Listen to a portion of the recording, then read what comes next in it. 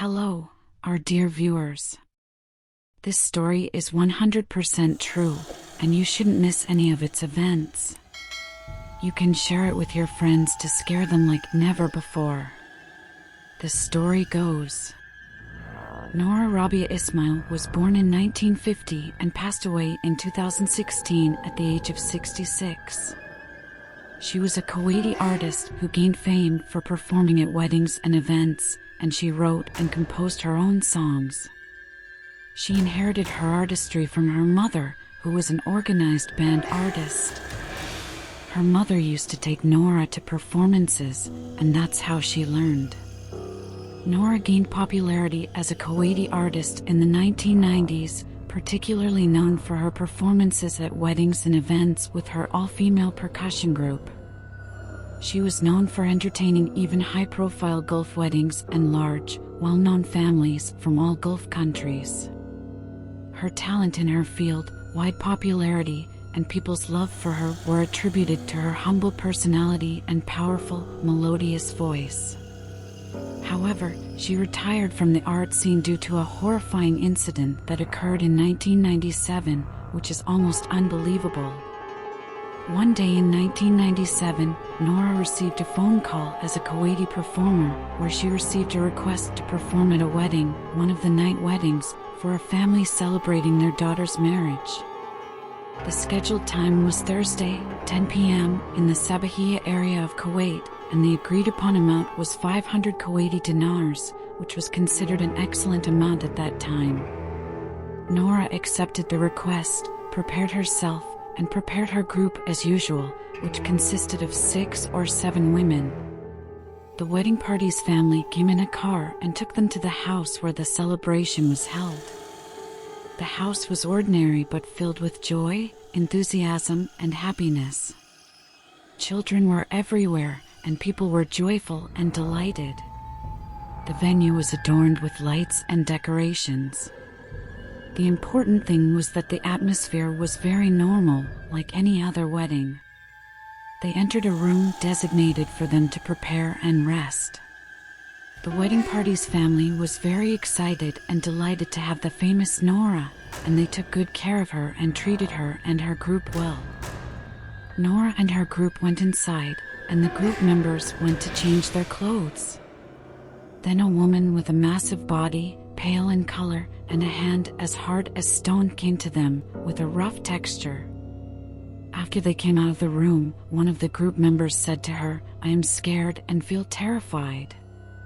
I don't know why." But Nora replied, asking them to start the performance so that they can finish this strange day. At 10:30 p.m., Nora, along with her group, began performing at the wedding. The place was crowded with women and children. However, noticeably and strangely, something was wrong. The groom was not wearing the typical groom attire, but was dressed strangely, as if from the Ottoman era. The bride was wearing a black dress with white dots and adorned with precious gemstones. Behind them was a giant sculpture in the shape of a screaming face, and the bride and groom didn't look at each other, they were sitting like statues. Nora performed the first part of the event, then took a break and went to one of the villa's rooms on the second floor. She lay down on the bed, feeling extreme fatigue, and fell into a deep sleep. In her sleep, she had a nightmare where she saw a woman wearing a black dress, looking terrifying, running after her and screaming. She woke up startled, wanting to escape from the house. Nora, the performer, says that when she had that terrifying awakening, she found a little child coming out of one of the rooms, running toward her. However, the child stopped and went up to the 3rd floor of the building. Curiosity pushed her to follow him without realizing it. She climbed up to the 3rd floor, only to be surprised by hearing a child's laughter whispering beside her. When she approached the child, he entered a room, and she grabbed the doorknob, but it was tightly locked, and she couldn't open it at all. According to Nora's description, she repeatedly knocked on the door, but there was no response. When she decided to go downstairs, she felt someone holding her feet from below, and there was a voice whispering to her, saying, "Sing, sing. I love your voice, Nora." Finally, Nora and her group joined the wedding, trying not to show any signs of unease. During the breaks between songs, the bride's family would come up to Nora and her group, greeting them and expressing their gratitude and admiration. Sometimes, they would make song requests, asking Nora to sing a particular song they liked. Everything seemed normal, and the atmosphere was filled with happiness and joy throughout the house. However, during one of Nora's breaks, as she took a sip of water, one of her group members whispered to her, "Have you noticed anything strange about these guests?" Nora asked, "What do you mean?" The group member replied, "When some of them greeted me, I felt their cheeks were rough and unusually warm." Nora reassured her, saying, "That's normal, it's just how people are created by God. Don't dwell on it." However, the lady couldn't shake off her unease, feeling a strange and unsettling sensation. Even Nora, the performer, was not entirely at ease, but she didn't show her attention to the rest of the group, fearing it would make them anxious and affect their performance. They continued their work, and as midnight approached, the place became crowded and filled with loud voices and unusual commotion. It felt as if the ground was trembling.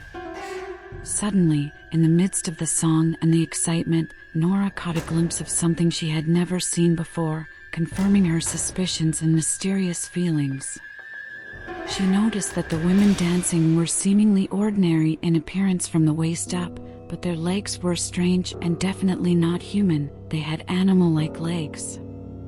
She glanced at the rest of her group and found them shocked and frightened, communicating only through their expressions while continuing to sing. Their voices trembled with fear as they sang. In this moment, Nora cleverly and wisely took control of the situation.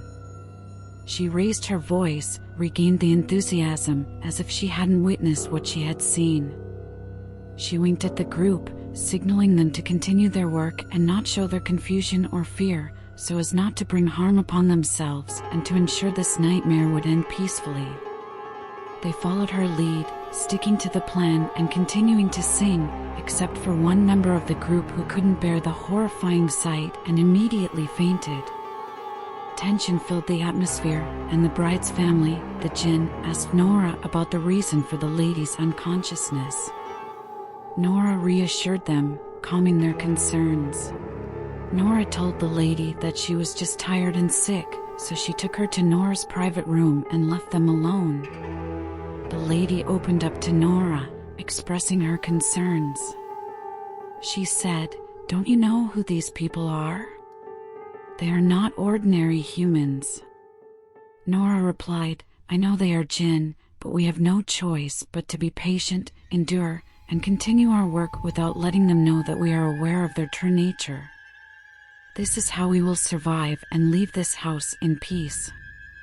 The lady gathered her strength, returned to her work, and immersed herself in singing once again. As dawn approached, the atmosphere began to cool down mysteriously. Suddenly, the electricity in the house went out, plunging it into terrifying darkness. All the voices vanished in an instant, and silence engulfed the house. It seemed as if Nora and her group were the only ones present. The women in the group screamed in fear. Nora urged them to remain silent and said, "This is our chance to leave the house." They hurriedly ran away, leaving behind all their belongings in the house out of fear. As they distanced themselves safely from the house, they encountered an elderly man on his way to work. He asked them, "What are you doing here all alone?" Nora told him that she was a famous artist and had come to perform at a wedding in that house. She pointed behind her towards the house, but they were shocked to find it old, abandoned, and dark. The man said, "There is no wedding, and no one lives in this house. It has been empty for the past 10 years, and no one passes by it due to the sounds that some people hear coming from inside."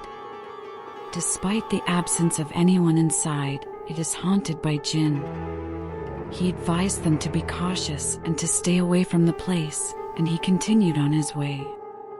Nora and her group looked at each other with vacant stares, unable to believe what they had experienced that night and what they saw before them. Where were the children and the lights? Where were the cars and any trace of recent human activity in this house? It was just a cold, dark, and terrifying house.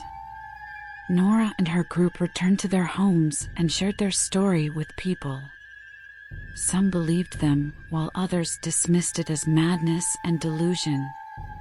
This is because some people do not believe in the existence of Jinn, and some find it hard to accept the idea that they can collide with humans in stories.